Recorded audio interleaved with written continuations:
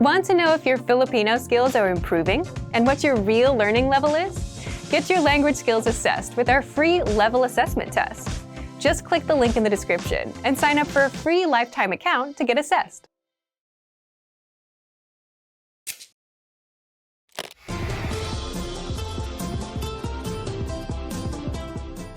Welcome to FilipinoPod101.com's Filipino sa 3 minuto. The fastest, easiest, and most fun way to learn Filipino. Kamusta? Ako si Erica. Kinagagalak kong makilala ka. Hi, I'm Erica. Nice to meet you. In this series, we're going to learn basic Filipino expressions. It's super easy and it only takes 3 minutes. In this lesson, you're going to learn how to introduce yourself in Filipino. Are you ready? Here we go. Kamusta? Ako si Erica. Kinagagalak kong makilala ka. Hi, I'm Erica. It's nice to meet you. Kamusta? Ako si Erica. Kinagagalak kong makilala ka. Did you get it? Let's take it step by step. Start by saying, Kamusta? This means, how are you? But is commonly used to say, hi in Filipino.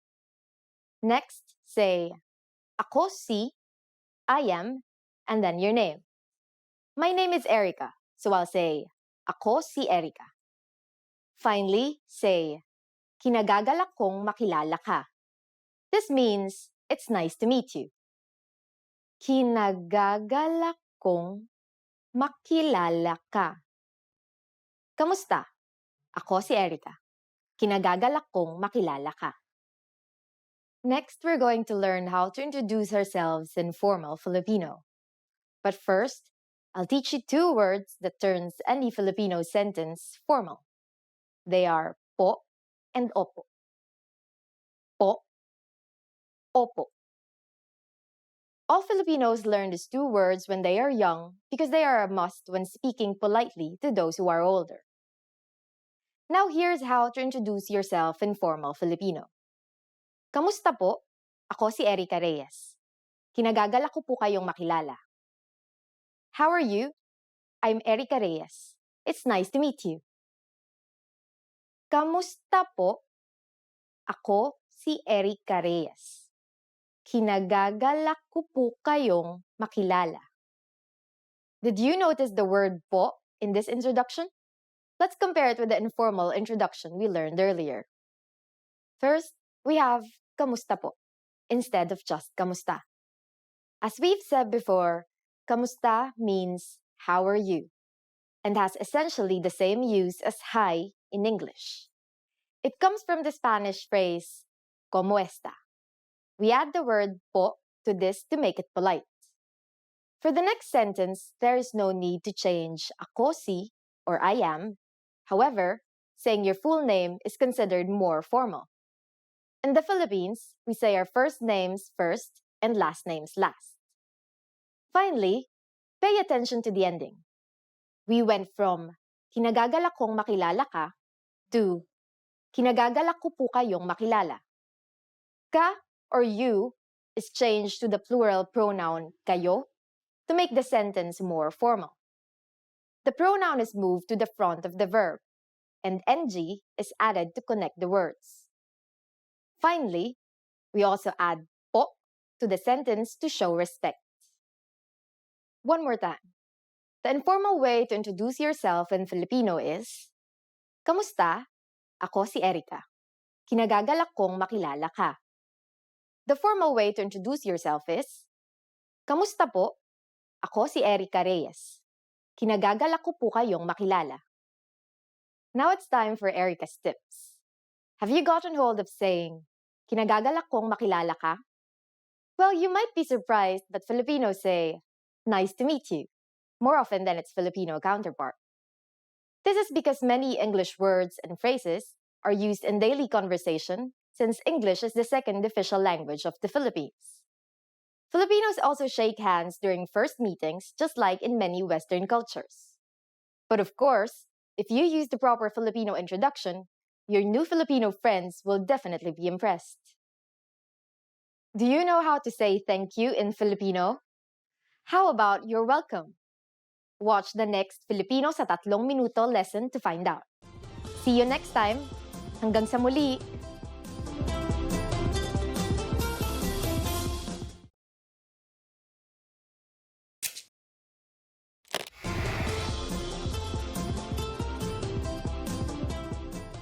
Kamusta kayo? Ako si Erica. Hi everybody, I'm Erica. Welcome to FilipinoPod101.com's Filipino sa 3 minuto. The fastest, easiest, and most fun way to learn Filipino. In the last lesson, we learned how to be grateful to people by saying salamat. In this lesson, we'll learn some of the most common greetings used in the Philippines. Handa na ba kayo? Are you ready? Then let's start. First, we'll learn the greetings we use when meeting people. Kamusta? Kamusta. Do you remember this from the first lesson? Kamusta literally means, how are you? But it is used as hi or hello. Musta is a shortened version of kamusta, which you can use when greeting friends.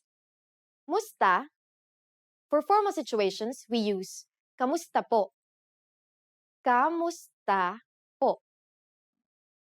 Now, here are sometimes specific greetings used when meeting people. Magandang araw. Magandang araw. Literally, magandang araw means good day.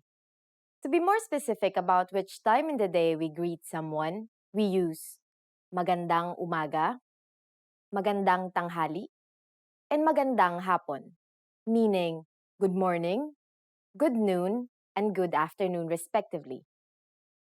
Magandang umaga. Magandang tanghali.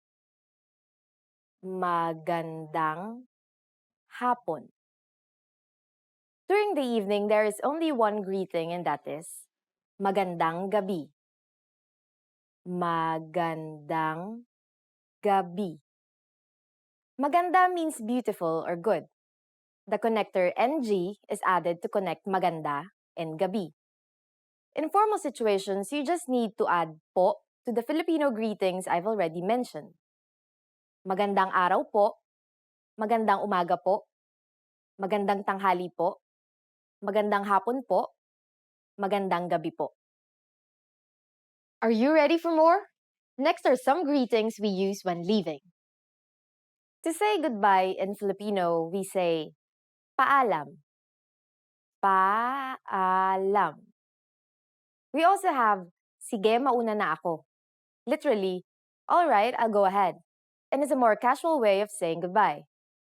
Sige mauna na ako.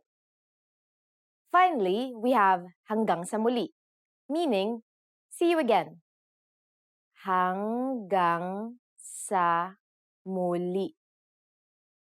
Again, to make these formal, we just need to add po. Paalam po. Sige, mauna na po ako. Hanggang sa muli po. Now you can greet people in many different ways in Filipino. Let's review them all again. Here are the greetings we use when meeting people. Kamusta? Magandang araw. Magandang umaga.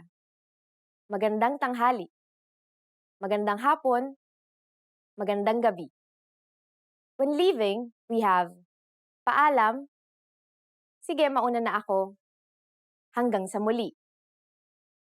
For greeting people who are older than you, just add po. It's easy, isn't it? Now it's time for Erica's tips. Another famous greeting you might hear in the Philippines is mabuhay. This literally means live, but it's used to mean welcome. It is used in formal situations like when welcoming an audience during events, or when welcoming people into the country, but not necessarily when welcoming guests to your home. During the next lesson, we'll learn the meaning of the phrase, nagsasalita ka ba ng Ingles? Do you already know it? I'll be waiting to talk about it with you in our next Filipino sa 3 minuto lesson. Hanggang sa muli! Did you take your free level assessment yet? Here's an extra bonus resource you'll get when you take the assessment. When you receive your result and learning level, you also unlock a free language course for your specific level, so you can start learning and level up your language skills. Just click the link in the description to get access.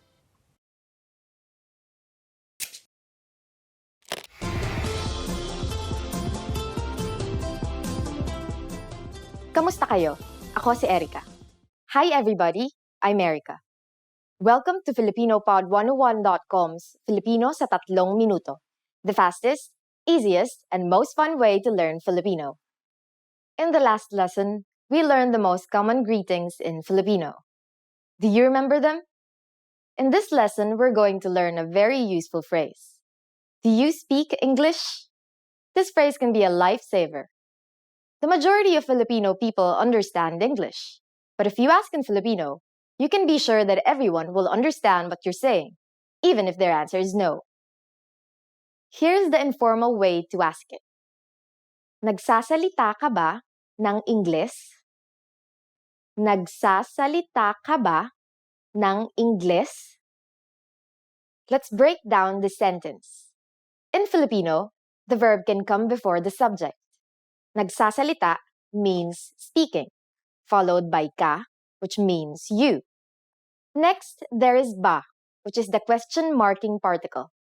After it comes nang, which acts as an object marking particle, marking Ingles, which, as you might have guessed, is English.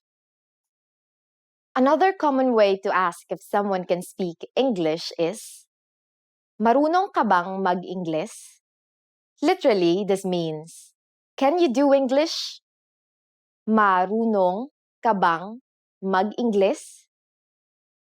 Now we're going to make these sentences formal. Filipinos follow the Spanish custom of changing a singular pronoun to plural in order to show respect in formal situations, so we change ka to kayo and then move it after ba. We also need to add po as a sign of respect. Everything else stays the same. Nagsasalita po ba kayo ng Ingles? Marunong po ba kayong mag-Ingles? Nagsasalita po ba kayo ng Ingles? Marunong po ba kayong mag-Ingles?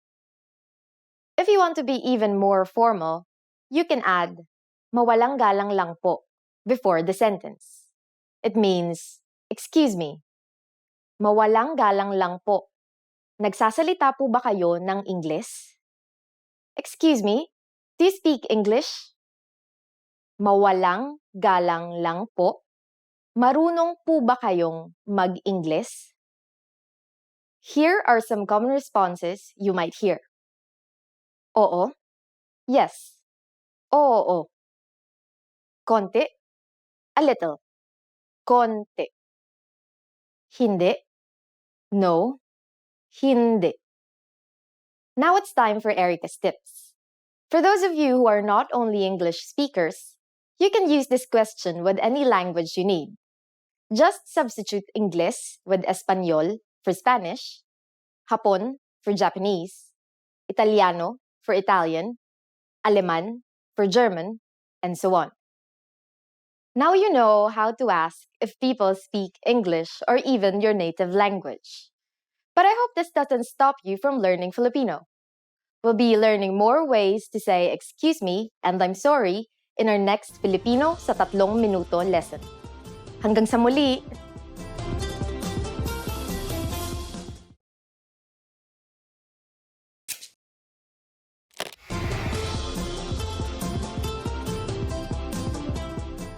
Kamusta kayo? Ako si Erica. Hi everybody, I'm Erica.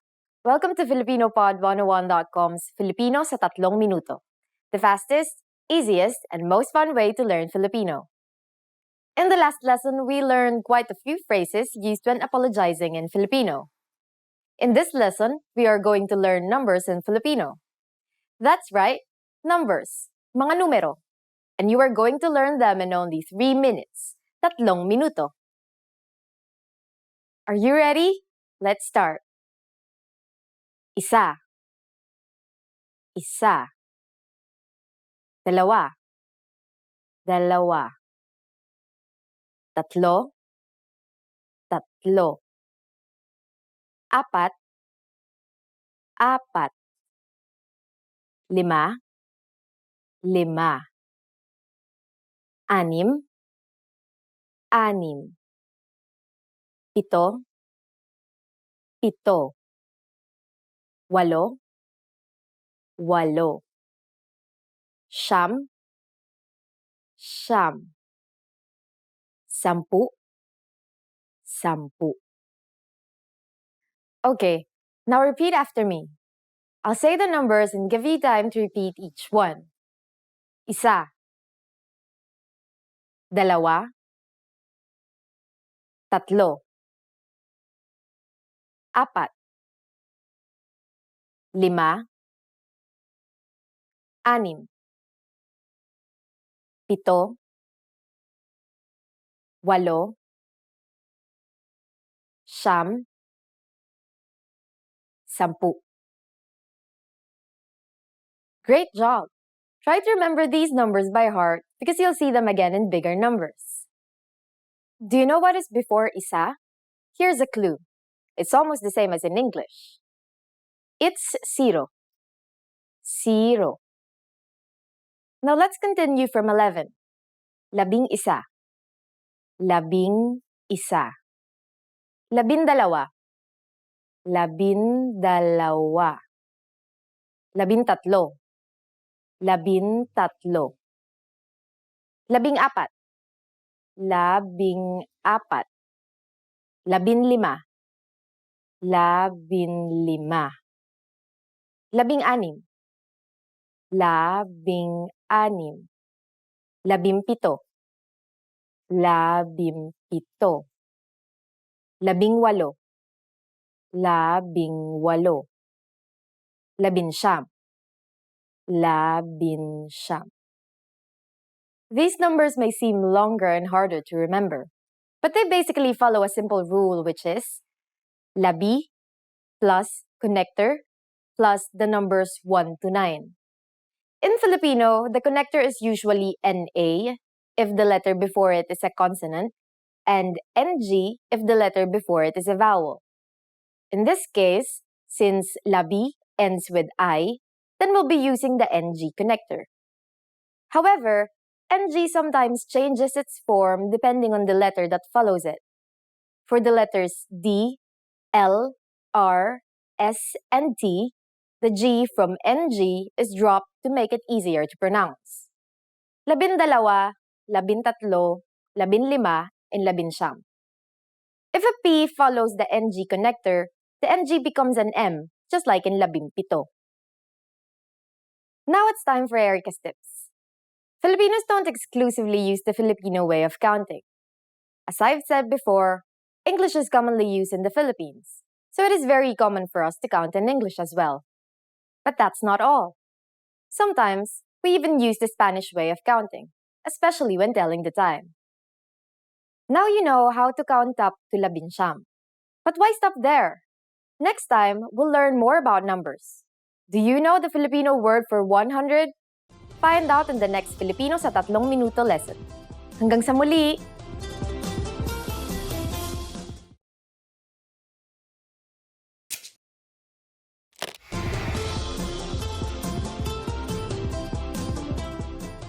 Kamusta kayo? Ako si Erica. Hi everybody, I'm Erica.